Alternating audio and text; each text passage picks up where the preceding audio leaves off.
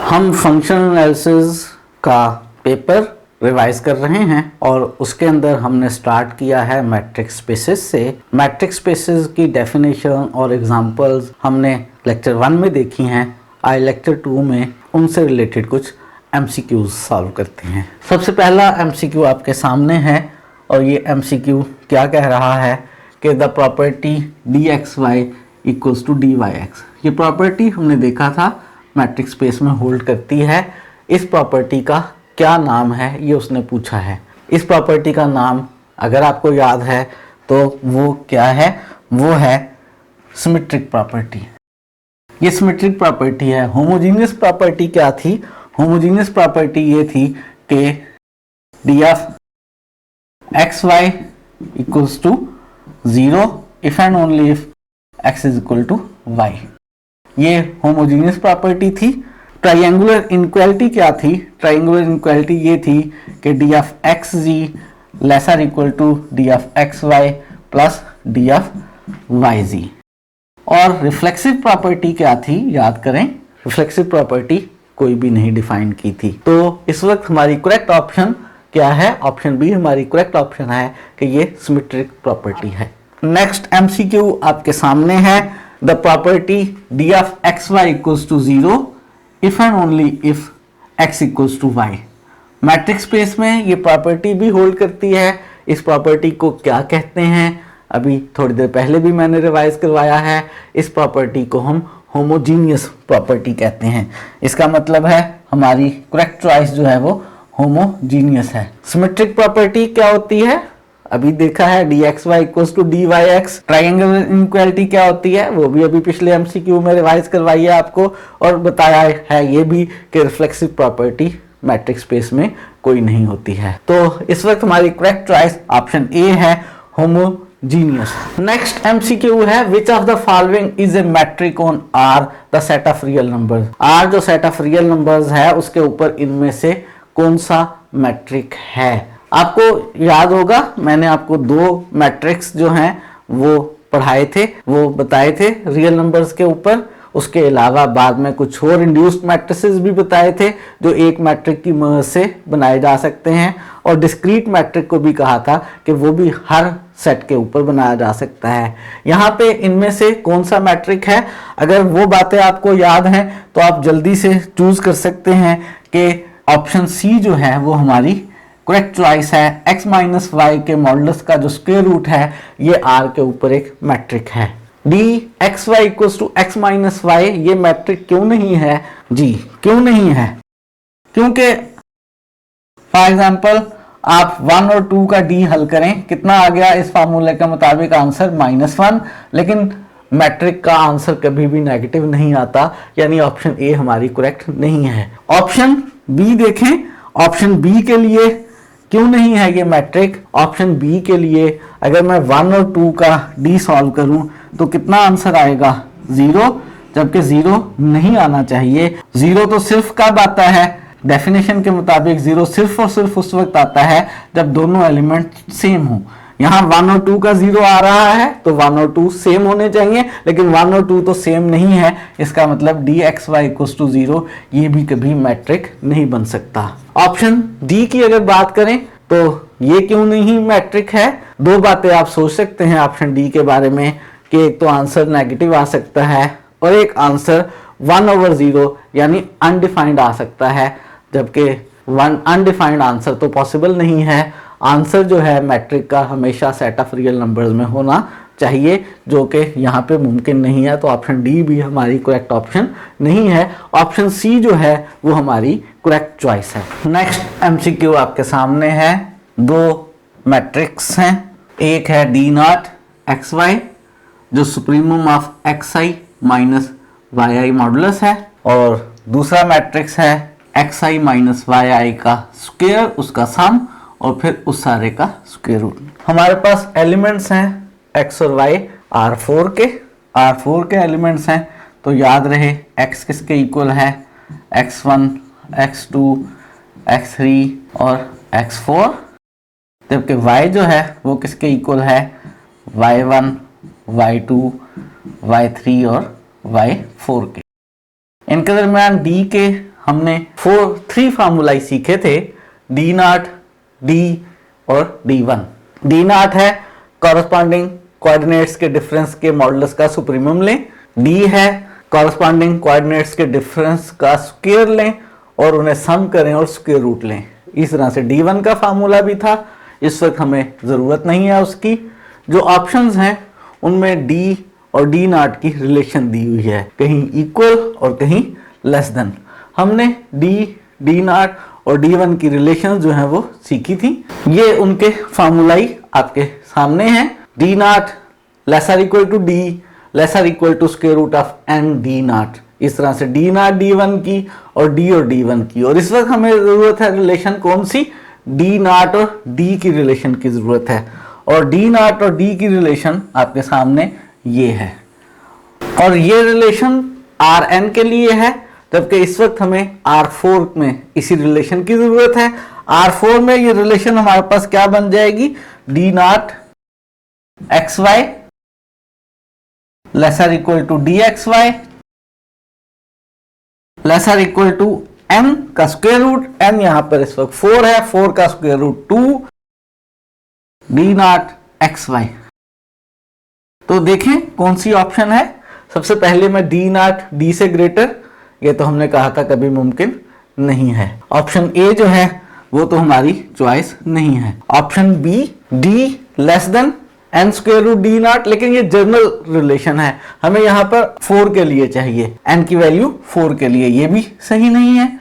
और C relation है जिसमें इक्वालिटी है, इक्वालिटी तो यहाँ कहीं भी नहीं थी। ऑप्शन डी क्या है, D XY lesser equal to 2D naught XY, और ये इस रिलेशन का सेकंड पार्ट है हमारे पास। ये वाली रिलेशन उसने ऑप्शन नंबर डी में दी हुई है, तो कौन सी सही ऑप्शन है हमारी, ऑप्शन डी जो है वो इस वक्त हमारी करेक्ट चॉइस है। नेक्स्ट एमसीक्यू आपके सामने है। एक्स और डी के बारे में कहा गया है कि वो एक मैट्रिक स्पेस है। Which of the following is not metric on x, इनमें से कौन सा एक्स पर मैट्रिक नहीं है। आंसर में उसने नए मैट्रिसेस बनाए हैं डी डैश, और ये जो नए मैट्रिसेस उसने डी डैश बनाए हैं ये किस तरह से बनाए हैं, डी की मदद से बनाए हैं। हमने एक मैट्रिक्स से नया मैट्रिक्स बनाने के दो फार्मूले सीखे थे। एक था कि डी डैश एक्स वाई जो है वो इक्वल होगा k times d x y, ये भी मैट्रिक होगा अगर डी एक्स वाई मैट्रिक है, अगर आप k कोई सा पॉजिटिव रियल नंबर लेते हैं। और एक फार्मूला हमने सीखा था कि अगर आपने d बनाया हुआ है, d मैट्रिक है, d डैश आप बना सकते हैं। d डैश कैसे बना सकते हैं, k d x y over 1 plus k d x y. यहाँ पर ऑप्शंस में इस तरह के कुछ डी डैशेस लिखे हुए हैं। वो जो डी डैशेस लिखे हुए हैं इनके अकॉर्डिंगली वो हमारे जो हैं वो मैट्रिक्स हैं, और जो इसके अकॉर्डिंगली नहीं है वो हमारा मैट्रिक्स नहीं है। डी डैश लिखा हुआ है पार्ट ए में 2dxy, ये मैट्रिक है इसके अकॉर्डिंगली। डी डैश लिखा हुआ है माइनस डी एक्स वाई, ये इनके अकॉर्डिंग नहीं है। और वैसे भी आप सोच सकते हैं कि minus d x y, d तो कभी नेगेटिव नहीं होता लेकिन यहाँ नेगेटिव आ रहा है, तो डी डैश नेगेटिव आएगा, इसका मतलब डी डैश नेगेटिव नहीं है। यही हमारे पास एक ऐसा डी डैश उसने डिफाइन किया है जो कि मैट्रिक्स नहीं है। अगर डी मैट्रिक है तो डी डैश सी पार्ट में जो डिफाइन किया है वो इस फार्मूले के मुताबिक हमें मालूम है मैट्रिक है।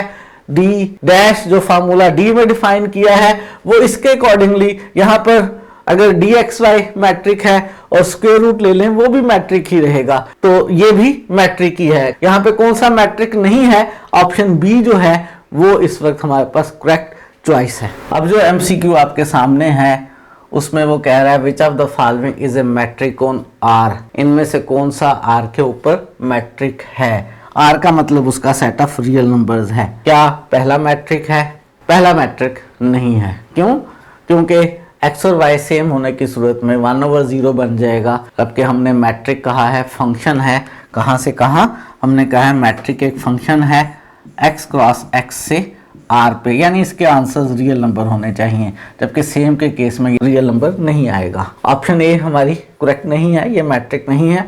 ऑप्शन बी में गौर करें, एक खास तरह का मैट्रिक उसने दिया हुआ है। कौन सा मैट्रिक है? Discrete matric. डिस्क्रीट मैट्रिक किसी भी सेट पर डिफाइन कर दें वो उसके लिए मैट्रिक ही होता है और वो सेट मैट्रिक स्पेस बन जाती है। तो इनमें से कौन सा डी मैट्रिक है? लग रहा है कि ऑप्शन बी हमारी करेक्ट चॉइस है। जो डिस्क्रीट मैट्रिक है वो हर सेट को मैट्रिक स्पेस बना देता है। ऑप्शन सी सही नहीं है, इसमें डी एक्स वाई हमेशा ज़ीरो लिखा है, जबकि मैट्रिक में हमेशा ज़ीरो नहीं होता। ज़ीरो सिर्फ उस वक्त होता है जब सेम हो, जब डिफरेंट हो तो फिर ये यकीनन ज़ीरो से बड़ा है। ये एक केस में मैट्रिक हो सकता है अगर सेट में एलिमेंट ही सिर्फ एक हो, सेम एलिमेंट होगा, सेम का सेम से डी ज़ीरो आएगा। अदरवाइज ये जनरली सही नहीं है। आर में आपको पता है कि इन्फिनिट एलिमेंट्स हैं, तो उसमें तो ये फार्मूला मैट्रिक नहीं बन रहा। पार्ट डी में 1/x - y लिखा है, बहुत आसानी से आप कह सकते हैं मैट्रिक नहीं है। नेगेटिव आंसर्स भी आ जाएंगे और 1/0 भी बन जाएगा जो कि रियल नंबर ही नहीं है, ये भी मैट्रिक नहीं है। तो फाइनली हमारी करेक्ट चॉइस कौन सी है? ऑप्शन बी हमारी करेक्ट चॉइस है। नेक्स्ट क्वेश्चन है, which of the following is not a metric on R the set of real numbers? कौन सा इनमें से मैट्रिक नहीं है? डिस्क्रीट मैट्रिक है, ये तो हमेशा मैट्रिक होता है। x - y का मॉडुलस मैट्रिक है, यूजुअल मैट्रिक है। स्क्वायर रूट ले लें, वो भी हमें मालूम है मैट्रिक है।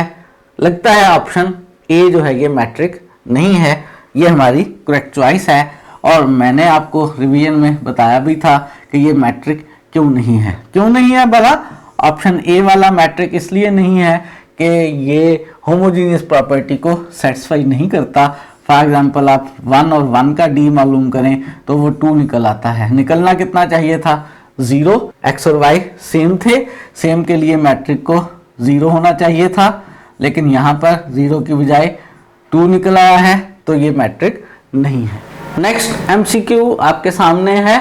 डी नॉट को उसने कहा है डिस्क्रीट मैट्रिक है आर के ऊपर। डी नॉट डिस्क्रीट मैट्रिक है, तो डिस्क्रीट मैट्रिक से आप वाकिफ हैं। डिस्क्रीट मैट्रिक का फार्मूला मैंने हेल्प के लिए सामने लिख लिया है। क्या है कि जब सेम एलिमेंट्स हो तो डी नॉट का आंसर 0 होता है, डिफरेंट एलिमेंट्स पे ऑपरेट हो तो आंसर 1 होता है। ये एक्स और वाई जिस मर्जी सेट के लिए ले लिए जाए, इसलिए हमने ये एक्स और वाई आर के लिए हैं, रियल नंबर्स लिए हैं। डी नॉट हमने कैलकुलेट करना है -2 और 3 के लिए। क्या ये सेम है? बिल्कुल भी नहीं, डिफरेंट है। तो कितना आंसर आएगा?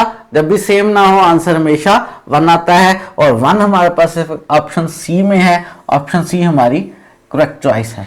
अगर यूजुअल मैट्रिक की बात करता तो आंसर 5 होता। 0 आंसर तो कभी भी नहीं आ सकता, क्योंकि 0 आंसर हमेशा उस वक्त आता है जब मैट्रिक स्पेस के एलिमेंट सेम हो। ये सेम नहीं है। -2 आने का चांस भी कभी नहीं है। क्यों नहीं है -2 आंसर आने का चांस? क्योंकि मैट्रिक का आंसर कभी नेगेटिव नहीं होता। तो करेक्ट ऑप्शन हमारी इस वक्त ऑप्शन नंबर सी है। नेक्स्ट एमसीक्यू में फिर डी नॉट डिस्क्रीट मैट्रिक कहा है। अभी आपको याद ही है, प्रीवियस क्वेश्चन में हमने रिवाइज किया है। मैक्सिमम नंबर निकालना है, किन दो में से मैक्सिमम नंबर मालूम करना है? 3 और डी नॉट -2 और 3 के दरमियान, इन दो में से मैक्सिमम नंबर मुझे कैलकुलेट करना है। मुझे कैलकुलेट करना है क्या मैक्सिमम नंबर किन दो में से?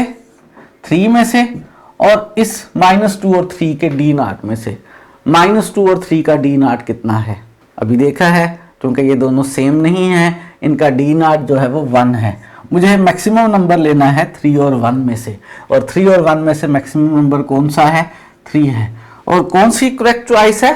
आसानी से आप देख सकते हैं, ऑप्शन सी हमारी इस वक्त करेक्ट ऑप्शन है। नेक्स्ट एमसीक्यू में डी जो है वो यूजुअल मैट्रिक है, और हमने मिनिमम नंबर लेना है।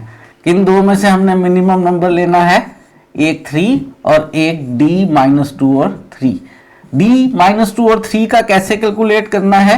यूजुअल मैट्रिक के रिस्पेक्ट से। और यूजुअल मैट्रिक कैसे कैलकुलेट करते हैं? हमने यूजुअल मैट्रिक सीखा हुआ है कि आर के अंदर यूजुअल मैट्रिक होता है एक्स वाई का डी इक्वल होता है -x - y का मॉडुलस। और यहाँ पर 3 में से माइनस करें -2 को और उसका मॉडुलस लें, तो कितना आंसर आया? 5। यानी हमें 3 और 5 में से मिनिमम नंबर लेना है, और 3 और 5 में से मिनिमम नंबर कौन सा है? 3 है। और कौन सी इस वक्त करेक्ट चॉइस है? ऑप्शन सी हमारी करेक्ट चॉइस है। नेक्स्ट MCQ में x equal to xn, x equals to xn का मतलब है x बेसिकली एक सीक्वेंस है। कहां पर है ये सीक्वेंस? ये सीक्वेंस स्पेस LP में है और हमारे पास ऑप्शंस हैं कि ये सीक्वेंस x कन्वर्जेंट है, डाइवर्जेंट है, इस सीक्वेंस की टर्म्स के मॉडुलाई का सम लें तो वो इन्फिनिटी से लेस है, इस सीक्वेंस की टर्म्स के मॉडुलाई की पावर p लेकर सम लें तो वो लेस देन m है। कौन सी बात ट्रू है वो बात हमने बतानी है।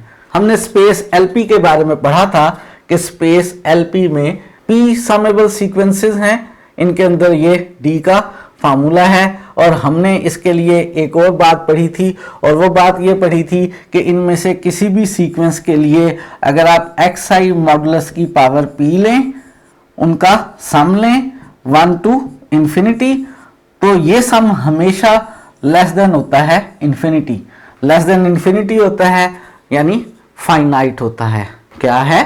फाइनाइट है। अगर ये फाइनाइट है तो less than some real number m है। ये सीरीज बेसिकली कन्वर्जेंट है। ऐसे कहना या ऐसे कहना एक ही बात है। अगर LP स्पेस के अंदर कोई सीक्वेंस है तो जरूरी नहीं है कि वो कन्वर्जेंट हो, वो डाइवर्जेंट भी हो सकती है। यानी ना तो उसके कन्वर्जेंट होने की श्योरिटी है, ना उसके डाइवर्जेंट होने की श्योरिटी है, ना इस रिजल्ट के लेस देन इंफिनिटी आने की श्योरिटी है। किस रिजल्ट के लेस देन इंफिनिटी आने की श्योरिटी है? xi मॉडुलस की पावर p's के सम के लेस देन इंफिनिटी आने की श्योरिटी है। लेस देन इंफिनिटी यानी फाइनाइट या किसी रियल नंबर m से लेस देन, कोई ना कोई फाइनाइट आंसर आएगा। अच्छा जी, तो ऑप्शन डी जो है वो क्या है? वो हमारी इस वक्त करेक्ट चॉइस है। ऑप्शन डी हमारी सिलेक्शन है। नेक्स्ट MCQ में x फिर एक सीक्वेंस है। इस दफा ये सीक्वेंस L इंफिनिटी में से है और इसके बारे में कुछ इंफॉर्मेशन दी गई है कि कौन सी इंफॉर्मेशन करेक्ट है। L इंफिनिटी स्पेस के बारे में हमने पढ़ा था कि इसके अंदर सीक्वेंसेस होती हैं, वो सीक्वेंसेस जो रियल हों या कॉम्प्लेक्स हों, यानी रियल या कॉम्प्लेक्स सीक्वेंसेस हो सकती हैं। एक और रिस्ट्रिक्शन हमने पढ़ी थी और वो रिस्ट्रिक्शन क्या पढ़ी थी कि L इंफिनिटी में अगर आपके पास एक सीक्वेंस xn है तो xn का जो मॉडुलस है वो हमेशा less than or equal to या सिंपली लेस देन होगा for some m belongs to r। ये बात होल्ड करती है किसके अंदर? L इंफिनिटी के अंदर मौजूद सीक्वेंसेस में। और इस बात के होल्ड करने का मतलब होता है, हम कहते हैं कि जो सीक्वेंस है हमारे पास xn वो बाउंडेड सीक्वेंस है। कैसी सीक्वेंस है? Bounded sequence. Basically L infinity के अंदर हम बाउंडेड रियल या कॉम्प्लेक्स सीक्वेंसेस लेते हैं। L इंफिनिटी में ऐसी सीक्वेंसेस भी हो सकती हैं जो कन्वर्जेंट ना हो, ऐसी भी हो सकती हैं जो डाइवर्जेंट ना हो। बाउंडेड होना जो है वो श्योरिटी है कि L इंफिनिटी में जो भी सीक्वेंस होगी वो हमेशा बाउंडेड सीक्वेंस होगी और ये कंडीशन सेटिस्फाई होती है LP में मौजूद सीक्वेंसेस के लिए। L इंफिनिटी में मौजूद सीक्वेंसेस के लिए जरूरी नहीं है कि ये कंडीशन सेटिस्फाई हो। नेक्स्ट MCQ में वो पूछ ये रहा है कि which of the following is not a metric on R। Space R की बात हो रही है, सेट R यानी रियल नंबर्स के सेट की बात हो रही है, D के कुछ फॉर्मूले दिए हुए हैं, बताना है कि कौन सा मैट्रिक नहीं है। d of x y x minus y का मॉडुलस बहुत अच्छी तरह से वाकफियत है आपको, यूजुअल मैट्रिक है। d एक्स वाई 0 या 1 आंसर आपको बहुत अच्छी तरह से मालूम है, ये भी एक मैट्रिक है जिसे डिस्क्रीट मैट्रिक कहते हैं। उसने कहा है वो बताएं जो मैट्रिक नहीं है, यानी ये हमारी सिलेक्शन नहीं है, ये करेक्ट ऑप्शन नहीं है।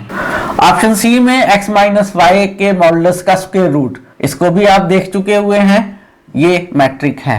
ऑप्शन डी में x माइनस वाई का स्क्वायर, लगता यह है कि ये हमारी करेक्ट चॉइस है, ये मैट्रिक नहीं है। थ्योरी पढ़ाते हुए भी मैंने आपको एग्जाम्पल दी थी कि ये मैट्रिक नहीं है। कैसी एग्जाम्पल दी थी? मैंने कहा था ट्राइंगुलर इनइक्वालिटी जो है वो सेटिस्फाई नहीं हो रही है। होना तो चाहिए कि डी एक्स जी को लेसर इक्वल होना चाहिए d x y plus d y z से।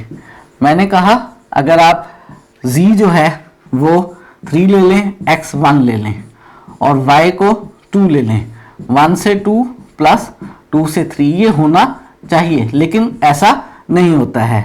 ये डी इस फार्मूले के मुताबिक 3 - 1 2 और उसका स्क्वायर 4 निकलता है। ये इस फार्मूले के मुताबिक 1 का स्क्वायर 1, ये भी इस फार्मूले के मुताबिक 1 का स्क्वायर 1, 1 + 1 2, 2 को ग्रेटर और इक्वल टू 4 होना चाहिए था, लेकिन ऐसा नहीं है।